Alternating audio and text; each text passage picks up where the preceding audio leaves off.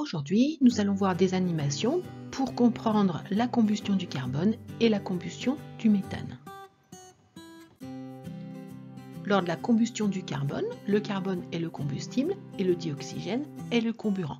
Ce sont tous les deux les réactifs de la transformation chimique.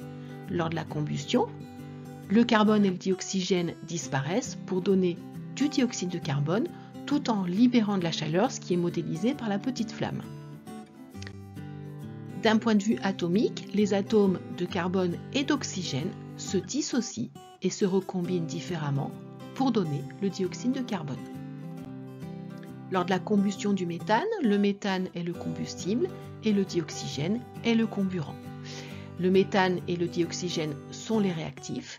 Ils vont disparaître lors de la combustion, alors que les produits, le dioxyde de carbone et l'eau, vont apparaître.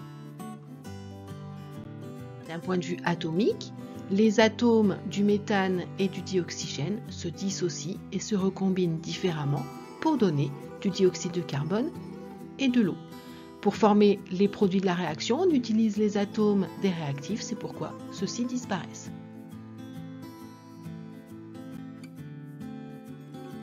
Pourquoi se forme-t-il de l'eau lors de la combustion du méthane et pas du carbone ? On voit que le méthane contient 4 atomes d'hydrogène qui sont les 4 billes blanches et lors de la combustion, ces atomes d'hydrogène vont se combiner à 2 atomes d'oxygène provenant d'une molécule de dioxygène. Il faut une molécule de dioxygène pour brûler un atome de carbone et 2 molécules de dioxygène pour brûler une molécule de méthane. La deuxième molécule de dioxygène va servir à former 2 molécules d'eau.